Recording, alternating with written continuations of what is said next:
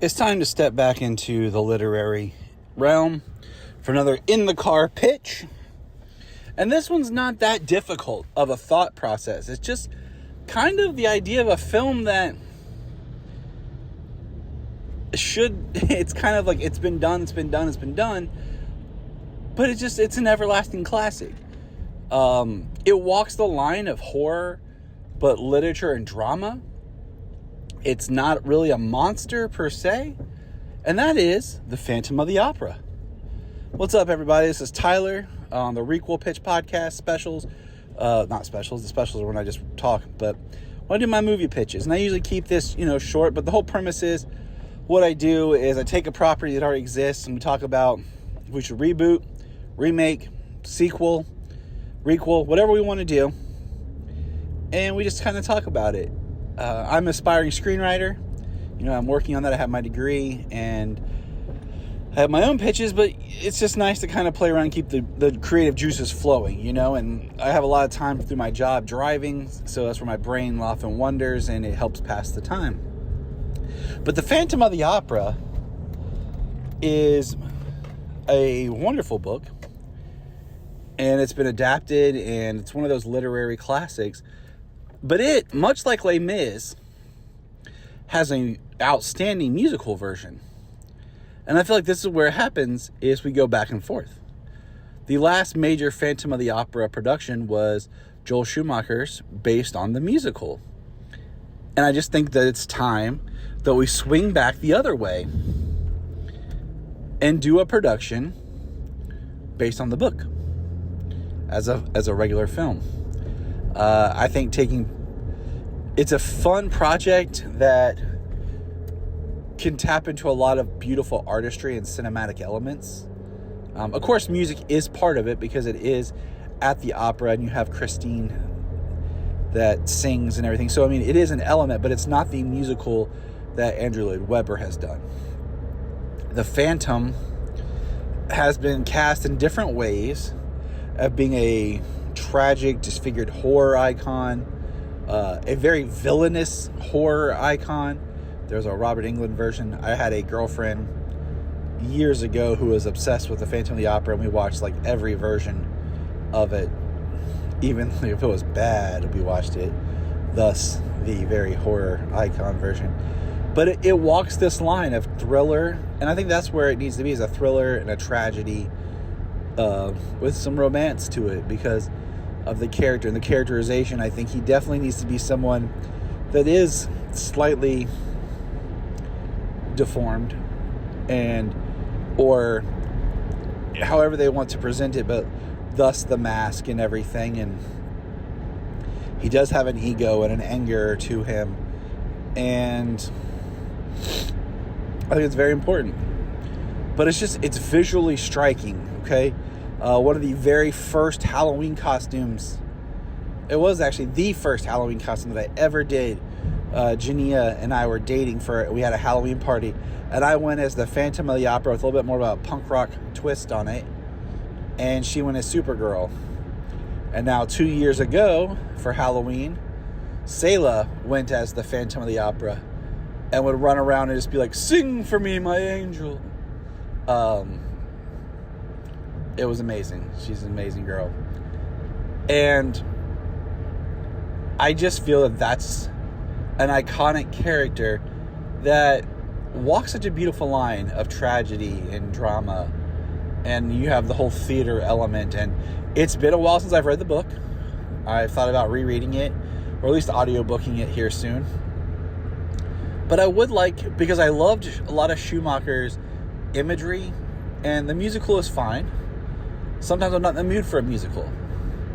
Sometimes I want more of the action and drama, and I think my preferred taste is a musical with less songs, where there's only a couple of songs, when most musicals are supposed to be 50-50, but let's be honest, that most of the time it's more of the singing than anything else.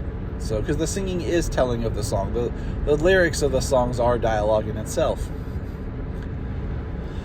So that is kind of where I'm thinking.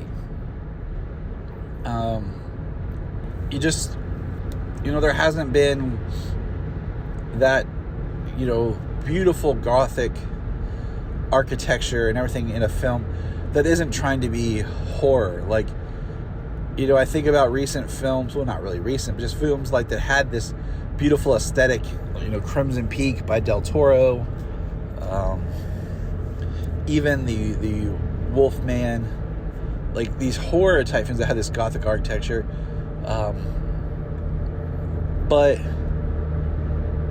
a very just beautifully haunting in the sense of a thriller, but it's not a horror film. I just feel like it's a Gothic kind of romance, much like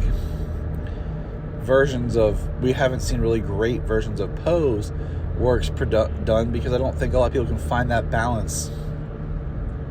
But that's my kind of thoughts and pitch for a Phantom of the Opera. Like, let's just bring it back.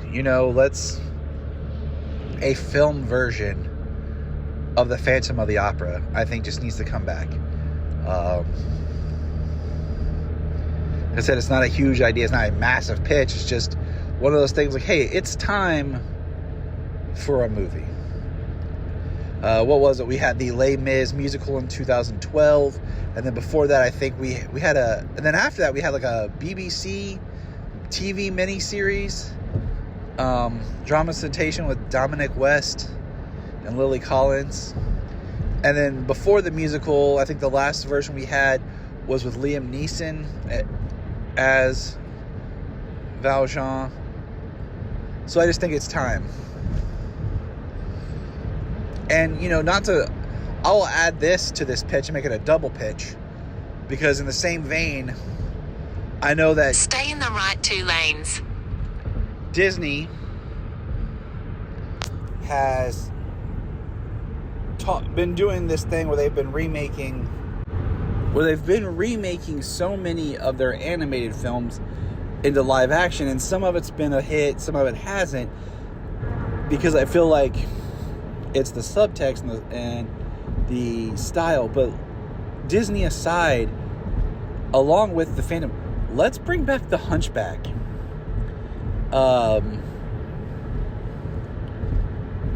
It is, once again, it falls into that literary classic. I mean, both of these, the Phantom and the Hunchback, were massive silent film hits originally for Universal, starring Lon Chaney.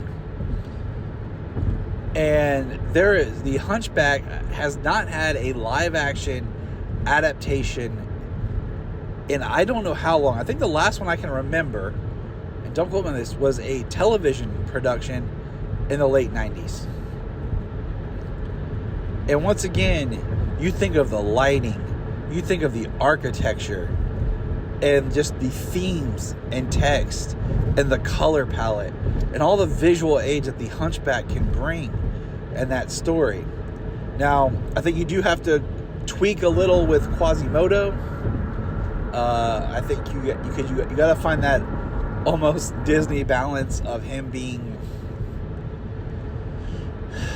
the Hunchback, yes, and like being like deformed but still kind of cute and lovable, and having a little bit like, hearing loss is important. I think making him a almost deafening character, not completely deaf, works, because it does. I think for modern audiences, we need a character that can deliver some dialogue and respond, but it also is a very physical, demanding role in the sense that you're going to be conveying so much with your eyes, your body language. And I think that comes down to the makeup. Like, we need to have those eyes free for emotion. And I just feel like this is another one of those great stories, this classic that has not been done in a long time. And it's not horror. The Hunchback is not a monster. Okay? But it's something that is powerful and visually striking. And I wouldn't mind that being redone, in a serious manner. I have my own religious beliefs and everything, and history is full of people who've taken religion for their own power, their own gain, and the falsehood. And Frollo is probably one of the most evil Disney villains in the Disney version, but just an evil villain, period, because he's a pious person who thinks that he's above everything. And there's a lot of allegories you can draw from that in today's modern society, and with the gypsy people and the gypsy culture, and the allegories you can draw from that. Romani would be correct, but they do say gypsy in the book. And I just feel like that's a story that is ripe to be remade, because, a lot of people don't know the story, I want to say, because, it's not a literary classic that people are reading a lot. Working in the high schools and everything that I have, you see how some stuff has been broken down, and they don't have time to read a lot of these bigger books. They're now more reserved for college. So bring on the Hunchback, right? Bring on that literature.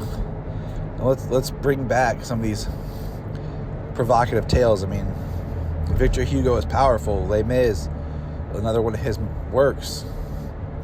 But that's my double pitch on literacy, I guess, today. Take care, bye. Let me know your thoughts. Shoot me a message, Jtypatrick@gmail.com, or just leave a comment here and let's have a discussion.